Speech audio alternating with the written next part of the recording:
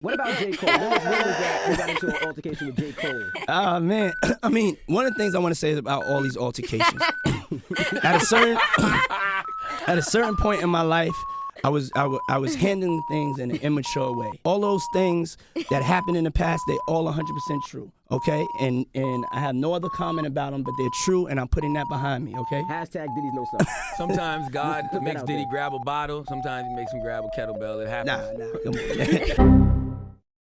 Diddy is a mogul in every sense of the word. He took over the rap game in the 90s with his Bad Boy records. He took over the alcohol game with Ciroc in the late noughties. And over the last decade, he's taken over the MMA game with a unique mixture of open-handed and kettlebell-based combat. In fact, when it comes to MMA, Diddy has a near spotless record. So let's take a look back at one of hip-hop's most lethal fighters. Welcome back to Diddy McGregor's greatest hits, where we're going to be taking a look at some of the finest moments of combat from Bad Boy boxing. One of the most electrifying bouts in hip-hop MMA was Diddy versus Drake. In an open-handed, five-finger slapping bout, Drake made the first move, delivering a metaphorical slap to Diddy's face by stealing his beat for 0 to 100. Whilst delivering injury, it failed to achieve the fatal blow, and Diddy clapped back at his party in Club Live with an explosive five-finger slap that left Drizzy KO'd. The second big hit is Diddy versus his own phone, knocking out Verizon in a spectacular first-round knockout, a bout that was held in the comfort of Diddy's own office. Savage! I'm a savage! Oh! Up third is the vintage 1999 white-collar boxing match between Steve Stout and Diddy. Allegedly, Diddy had requested an image of him on a cross be removed from the Hate Me Now video, a request which was ignored by Nas's manager, Steve Stout. Diddy duly headed to Steve's office to deliver a savage champagne bottle finisher, which was later settled out of court. Clearly, Diddy wasn't happy about that image being out there. Be a shame if someone flashed it up on screen right now. Whoops. The next big hit is the famous kettlebell attack on Diddy's son's college football coach. Allegedly, Diddy wasn't happy his son had been cut from the team for the summer. A tense confrontation led to Diddy grabbing a kettlebell and leaving the scene charged with 3 counts of assault with a deadly weapon. And of course, we finally had Diddy's wrestling debut with J. Cole. The headline event that took place following the 2013 VMAs, supposedly J. Cole was actually winning the bout before security stepped in to stop Diddy causing any more injury to his own body or career. But why did this happen? The year is 2013, and it's the night of the MTV Video Music Awards. It's been a raucous night of entertainment. Formerly relevant culture vulture Miley Cyrus channeled her inner Madonna and decided to sexually assault irrelevant wife disappointer Robin Thicke, proving once and for all that 2 wrongs do make a right. Justin Timberlake performed an unnecessarily long 15-minute medley of 12 of his songs before being presented with the Michael Jackson Vanguard Award, which makes a lot of sense considering that Justin was probably his type. And of course, Drake was there, starting his performance, missing the bottom of his own head before finding it around the same time he found the auto-tune button. He then attempted to perform Started from the Bottom, despite several fans literally trying to stop him. It was worth a try. And as you can see, Rihanna was visibly loving Drake's performance. Birdman was in the audience and apparently showing the cameras exactly how much of Drake's royalties he would be keeping from this song. Macklemore was there performing his famous P. Diddy tribute song, Same Love. And let's not forget, this was famously the same year that Macklemore robbed Kendrick Lamar of both the Grammy for Best Album and Best Video at this VMAs. But it would turn out that this wouldn't be the only snub that Kendrick would be getting that night. In the famous words of R. Kelly, after the party, it's the after party. And after the after party, it's being imprisoned in my sex dungeon. I mean, it's the hotel lobby. And when it comes to after party, what could possibly be more lit than a P. Diddy Ciroc party? Well, a joint party between P. Diddy and Jay-Z, sponsored by Ciroc and Douce. Diddy was using this VMA's after party to launch his new flavor of Ciroc, Amaretto. And today in 2019, Ciroc actually has 10 different flavors. This includes the French Montana-inspired French Vanilla, the Jeremy Scott-designed Machino edition, and of course the limited edition Shine-inspired Ciroc Vintage, which has been aged in a cage for 10 years and completely destroys your vocal cords. It's trash. Anywho, this event was a who's who of heavy hitters and heavy hitties. verse. This included fellow Diddy punching bag Drake, Chris Brown punching bag Rihanna, and of course punching bag for children aged 3 to 5 Kevin Hart. Apparently drinks were flowing, banter was flying, and everyone was having a good time. Drake was supposedly singing to a table that included Jay-Z and Beyonce, apparently causing even more discomfort to a nearby Rihanna. Macklemore was there, pictured here with Rita Ora, or as my jealous ex-girlfriend would call her, Rita Hora. Macklemore holding a bottle of water there, which I assume he also stole from Kendrick Lamar. But tensions started to rise at this party when reportedly Diddy started ripping on Kendrick for his controversial verse on the song Control. Remember Control?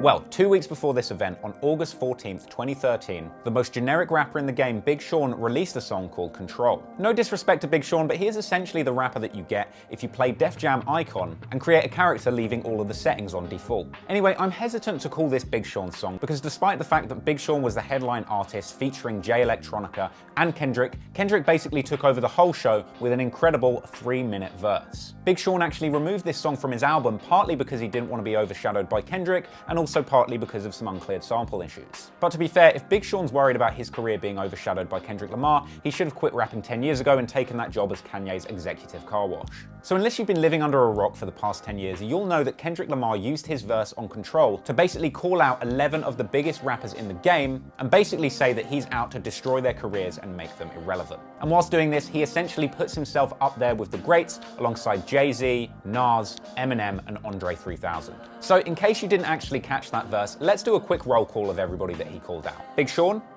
Here. J. Cole? Here. Big Crit? Crit is here. Wale? Yeah, you know what I'm saying? Pusha T? Yeah, out here. Mac Miller? It's just me and Macklemore out here. Alright, Mac, save the attitude. Meek Mill? Right here. Tyler the Creator? Standing right here. Alright, Tyler, sit down. Jay Electronica. Here. Drake? I know you've been here for ages. I was here when there were no walls. ASAP Rocky? Now, this verse basically set the hip-hop scene on fire. Kendrick Lamar's social media following increased 5-fold in the days following, and many rappers, including those mentioned, as well as those that didn't but just wanted some clout, crawled out of the woodwork and started giving their responses. Now, I could waste your time and compile all of the responses to this verse, but I think it's a lot easier to just let Kendrick sum it up for you. How you feeling about all the comebacks lately from your Control verse? You gotta try harder.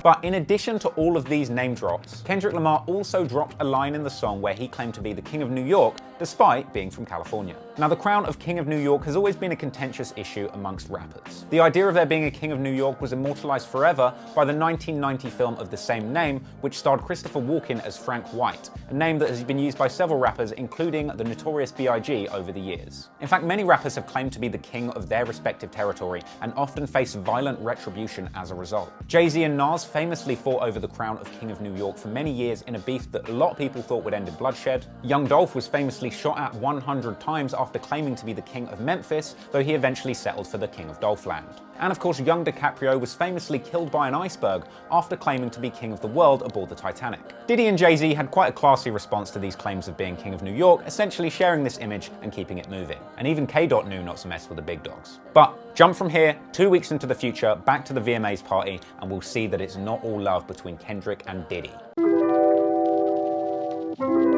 So, we're back in the club, VMA's after party, 2 weeks after Kendrick dropped his controversial Control verse and tensions in hip-hop are high. We're a few hours into Diddy's after party and bottles of Ciroc and Douce are flowing. Diddy's girlfriend Cassie is front and center with a massive golden goblet of Ciroc with her name on it. Guess that was a good investment, eh Diddy? So legend has it that at some point a drunken P. Diddy got close to Kendrick whilst in the club. And at this point, Diddy confronted Kendrick about his King of New York line. If you remember, in 2012, exiled rapper Shine famously said that Kendrick Lamar's Good Kid, Mad City album was trash in his deep, raspy voice. It's trash. Kendrick actually responded to this comment on the J. Cole produced track The Jig Is Up by also channeling his inner Shine and saying, "J. Cole, your shit is trash." Sorry, I just like doing the voice. Anyway, this confrontation developed and apparently Diddy tried to pour Ciroc on Kendrick's head. Now, I'm not sure if this was a joke or a provocation, but I don't know why Kendrick got so mad. I mean, we all know from the song Swimming Pools that he loves headshots. So at some point after Diddy had tried to mix a butterfly, J. Cole decided to step in and have some stern words with Diddy. Now, it's unclear exactly what J. Cole said to Diddy, but according to media outlets, two things were said. Firstly, apparently J. Cole said something disrespectful about Cassie. Secondly, apparently J. Cole made a comment that seemed to suggest that Diddy was responsible for the murders of Biggie and Tupac, and essentially saying that the reason rappers can't be competitive now is because if they are, Diddy'll have them killed. Yeah, you don't want to do that. Now, I can't confirm whether any of that is true, whether some of it is partly true, or whether the entire thing is fake news. But what is corroborated by several different stories is that this confrontation and this scuffle did indeed go down. One of the more credible sources is the appropriately named Punch, who is the president of Kendrick Lamar's TDE record label. Though he doesn't say exactly what went down or who it went down between, but it does corroborate that something that we all know went down happened at this party. Now, according to the many sources out there, it didn't take long for these disrespectful words to turn into fists, and boy howdy, does it sound like this fight was a sight to behold. Apparently, for a while, J. Cole was actually getting the better of Diddy, whilst Jay-Z himself was stepping in, trying to split them up, all while a hysterical Beyonce is nearby screaming. But after 90 seconds of steamy man-on-man action, security managed to split up the fight, and J. Cole was swiftly ejected from the venue. After things cooled down, apparently Diddy grabbed the mic and said, "It's all cool, y'all keep having fun, it's no big deal, it's over." I'm assuming that he also added, "Can't stop, won't stop." Reportedly, Jay-Z and Beyonce then left the venue furious, especially considering the fact that J. Cole is a Roc Nation signee. In the aftermath of this scuffle, both sides moved into damage control very quickly. Reportedly, everybody that was there was told to delete images and videos of the fight going down. And allegedly, there was footage that people were forced to delete. Yeah. After the fact. Yeah, there was footage about this. And the next day, Diddy denied the whole thing, lying, saying that nothing happened. J. Cole didn't outright deny it, but he did say that anyone will believe anything, well, especially if it's true. And one of J. Cole's friends came out on Twitter and publicly denied it, saying that everybody had their facts wrong, whilst also failing to provide any facts or insights of his own. Clout chasing to the highest degree. Interestingly, 2 months later, in a candid backstage video that appeared on Diddy's Revolt TV, we seem to see a friendly moment between Diddy and J. Cole that swiftly develops into a fake fight where Diddy pretends to beat up J. Cole in an apparent light-hearted reference to what supposedly went down. But Diddy infamously appeared on The Breakfast Club a few years later and seemed to confirm the fact that all of the altercations are 100% true in reference to this, the fight with J. Cole, also slapping Drake, and the kettlebell incident at his son's school. All those things that happened in the past, they all 100% true. So at the end of the day, there's a lot of gossip out there, but there's essentially no hard evidence that this thing actually happened. I'm just giving you all of the info and you can make up your mind for yourself. But there is one last conspiracy theory surrounding this case. There has been one long-running rumor that this entire fight was staged and coordinated as a publicity stunt for Diddy to get attention for his newly launched Ciroc Amaretto cocktail, P. Diddy Punch.